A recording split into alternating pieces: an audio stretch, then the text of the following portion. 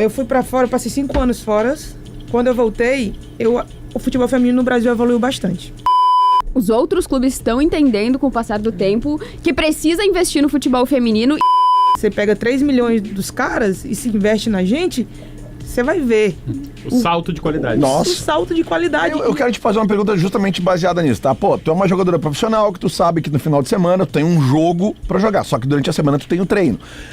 A cabeça no jogo, ela te faz, digamos, eu não vou dizer tirar o pé, que é muito pesado, mas os treinos da semana de um clássico desse tamanho, eles são mais light pra jogadora profissional, pra evitar que alguém se machuque, justamente Tu te preserva?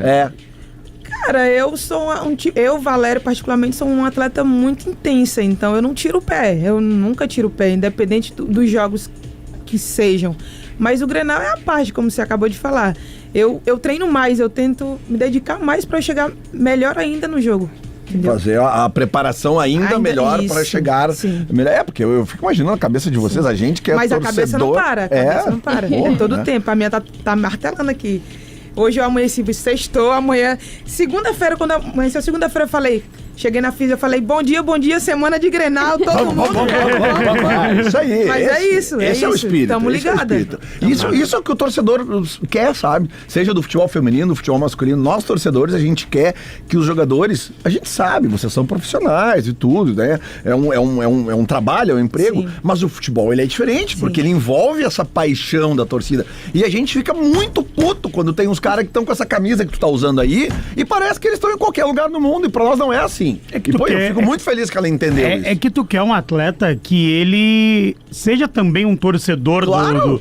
Que às vezes o cara nem é tão bom, mas tu te apaixona pela jogadora. Pela entrega. Pela entrega. Mas é isso que eu digo em relação, tipo, ao futebol feminino. Eu acredito que a gente... Às vezes a gente tem... A técnica não é tão boa, ali não vai, mas a gente tem vontade de fazer as coisas acontecer. Raça, sabe? No jogo do final de semana passado contra o Atlético Mineiro, a gente saiu com um pensamento daqui totalmente diferente, que ia conseguir rolar o jogo, tá? Só que não deu. A equipe adversária estava muito... E a gente falou, se não vai na tática, a gente vai ter que ir na raça. E a gente voltou para casa com os 3 pontos. Então, eu me identifico muito em relação a isso. Cara, se não vai na tática, a raça não pode faltar. Que coisa linda. Falando nisso, o Inter entra na rodada com 7, vai pra quinta rodada, né? O quinto jogo, com 7 pontos, o Grêmio tem 1 ponto no campeonato. Essa pressão pega também ou não? Cara, eu acho que sim, tipo, porque, querendo ou não, o futebol, se você for olhar a tabela hoje, o primeiro colocado tá com pouca diferença do último colocado. Então, os times, o Campeonato Brasileiro em si hoje está muito equilibrado. E aí, a gente tem que continuar com os pés no chão. Amanhã vai ser um jogo muito difícil e a gente quer permanecer com um resultado positivo. Porque tem isso, né? Sabe quem é que tá em primeiro no Campeonato Brasileiro Feminino? Quem? Chuta. Ferroviário? Não. Corinthians? Não. Juventude. Palmeiras. Palmeiras é o primeiro. Quem é o segundo? Flamengo. Pô, no masculino também ou no feminino? Ah, mas que saco. Olha como tem uma... Não é só... olha como tem organização, uma... planejamento. Não é coincidência. Palmeiras o terceiro é o Cruzeiro, que tá mal no brasileiro masculino, mas tem muita condição. E o Fluminense é o quarto, que também deve ser o quarto no brasileiro masculino também. Pois então. O Palmeiras é o único 100% também no Brasileirão Feminino, mas o Flamengo jogou ontem já por essa rodada, venceu o Juventude lá em Caxias, no Alfredo Jaconi, e aí os outros times ainda podem jogar, né, nessa rodada. O Juventude perdeu de novo. Eu achei que com convidada hoje a gente não precisava... Não é coincidência, mas né? Um deles pode passar, né, Carol? Eles podem só encostar. Não, o Palmeiras o Palmeiras ninguém passa. O Flamengo também não vai ser ultrapassado nessa rodada, não, né? Nessa porque já jogou o Cruzeiro Sim. E os outros têm 7 pontos. Sim, o Corinthians não largou também, né? Então. Corinthians que a gente sempre... O Divério fala sempre, né? Corinthians sempre entra... Não, e o clássico, a gente tava falando é isso, né, o Campeonato Brasileiro Feminino é um campeonato que jogam 20 times e o Corinthians ganha.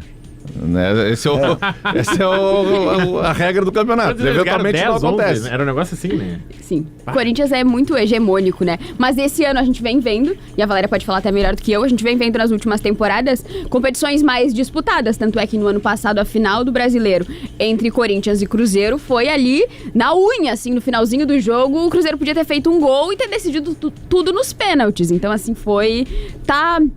os outros clubes estão entendendo com o passar do tempo que precisa investir no futebol feminino e aí, por conta disso, né, a gente tá tendo um Palmeiras com um elenco que, pelo amor de Deus, né, tu olha pro elenco do Palmeiras, pro titular e pro reserva e tu fala, tá brincando comigo, né? É um absurdo. Não, mas o Palmeiras, ele vem nesse crescente, né? Vem na crescente, do futebol feminino, né? Sim. Porque se a gente pegar 3, 4 anos atrás, a gente não... O Palmeiras tá investindo, né? No ano passado vendeu a Amanda Gutierrez e aí o dinheiro que lucrou com a venda da Amanda Gutierrez, investiu no próprio futebol feminino, na estrutura das atletas, e aí trouxe jogadoras, muito pica, trouxe a Bia Zanerato de volta pro Palmeiras, trouxe a Duda Santos, então assim, tem a Tainá Maranhão, que jogava na base do Inter também, então é um cano de time, assim, esse ano tá bonito. Dinheiro, né? Dinheiro, cultura de clube, o pessoal vai... Eu nem gosto de abrir, o que que é a média, Carol, que gasta de salários o Palmeiras? Só pra eu ter uma ideia. Folha salarial? Folha salarial do Palmeiras feminino. O que é, ó? Não sei te dizer, mas eu acho que Corinthians e Palmeiras têm as melhores folhas salariais. 2 milhões? 3? Não sei te dizer. Mas eu sei assim, ó. Ano passado, alguns clubes divulgam o... Balanço. Orçamento. E no ano passado, o Cruzeiro, que foi vice-campeão brasileiro, divulgou o orçamento e era similar ao orçamento do Grêmio no futebol feminino. Então, o Cruzeiro investiu cerca de 15 e o Grêmio investiu cerca de 16 milhões. E aí, claro, né? São quesitos diferentes. Por exemplo... Tu bota aqui 1 milhão... Hoje eu quero chegar. Tu bota aqui 1 milhão e pouco a folha salarial de todo um projeto feminino. Não, se a gente comparar os salários do feminino com o masculino... Não, a gente não tá nem fazendo... Não, onde eu quero chegar é o seguinte, que às vezes tu tem no teu grupo 2, 3 bagre. Isso. Bagre. Horríveis. 2, 3, tá sendo generoso. Que ganham, que chegam a 2, 3 milhões o salário dos caras. Sim, que tu podia mandar esses 3 embora e fazer um feminino legal. É isso. Um cano de time. Podia fazer um cano de time e melhorar a vida de todos os jogadores. Não, e tu pega porque um exemplo se tu faz isso, o outro time vai fazer, o outro vai fazer. É isso. Porque se o Grêmio fizer um cano de time, o Inter vai ter que responder. Óbvio que essa ascensão... E aí a vida delas melhora. Óbvio que essa ascensão do Palmeiras no futebol feminino, ela tem a ver com a hegemonia do Corinthians. Total. Até porque a gente sabe que a Leila, ela de boba não tem nada, é uma baita de uma gestora. E aí, quando a gente liga a TV e vê um jogo do Corinthians lá, do futebol feminino, com o estádio lotado, fica claro que ali existe uma receita que está sendo gerada e bem trabalhada. Sim. Ela não é do... Tu vê, tá enchendo. Teve uma final Inter e Corinthians, uns... Teve? 22. Cara, Beira-Rio tava lotado, foi domingo de manhã, Beira-Rio lotado. Sim. E foi, acho que o maior público do futebol feminino. E depois o Corinthians foi lá e devolveu. Lindo. Mas o Corinthians é bizarro. Em 2019 eu tava no São Paulo, a gente disputou a final do Paulista. Eu entrei na Neoquímica, era de arrepiar. Eu chorava de emoção por estar vivenciando aqui. Por mais que fosse... Era contra, mas cara, é o futebol feminino. Futebol feminino, a gente merece isso. A gente luta diariamente pra gente estar dentro desses palcos grandes que é o futebol. E como é que tu vê a evolução de quando tu começou pra agora? Eu fui pra fora, passei 5 anos fora. Quando eu voltei, o futebol feminino no Brasil evoluiu bastante. Eu sempre digo que o futebol, ele não é só dentro das 4 linhas, que vocês estão falando em relação à gestão. Porque a gente precisa que as pessoas que não fazem parte das 4 linhas ali, que é nós atletas e a comissão no geral, a gente precisa que essas pessoas lutem pela gente, que é o que você acabou de falar. Você pega 3 milhões dos caras e se investe na gente, você vai ver. O salto de qualidade. Nossa. O salto de qualidade. E é o que o Corinthians o que o Corinthians vem fazendo há muito tempo, o que o Palmeiras vem fazendo há muito tempo. E se os outros clubes abraçarem isso também, cara, você vai ver o quão grande o futebol feminino vai ficar aqui no Brasil. A gente vê, porque tu jogou na Europa, né? A gente vê na TV os jogos de futebol. Também. A gente vê, né, os estádios lotados na Europa. A gente vê no Brasil o estádio lotado em São Paulo. Você joga contra o Barcelona, você disputa a Champions League, você olha o nível das meninas. E eu olhava para as meninas e eu falava, cara, eu tô vivendo isso aqui. Mas imagina, se isso aqui for no Brasil, imagina eu perto da minha família, a minha família, os meus amigos poderem vivenciar isso aqui comigo. Isso ia ser magnífico pra mim, ia ser muito bom pra mim. Não só pra mim, mas pras meninas que sonham um dia ser jogadora de futebol, cara. E isso só uma vai cereja aumentando, também, né? A gente falou dos times paulistas. Ontem a Federação Paulista divulgou sobre o estadual, lá o Paulistão Feminino. E aí tem vários pré-requisitos que as equipes precisam preencher pra disputar o Paulistão. Então não é só o Léo fazer um time lá e dizer assim pra Federação, tá, vou disputar o Paulistão nessa temporada. Não é assim que funciona, tem vários pré-requisitos e vários times tradicionais nos últimos anos, inclusive, ficaram de fora do Paulistão por não preencher esses pré-requisitos. Eu vi isso também. E aí ontem a Federação divulgou que vai ter VAR em todos os jogos do Paulistão Feminino. No Brasileirão Feminino não tem VAR em todos os jogos, só na fase de matas. E que os times entram e vão ganhar 3 milhões da Federação. E aí o campeão vai levar mais 1 milhão.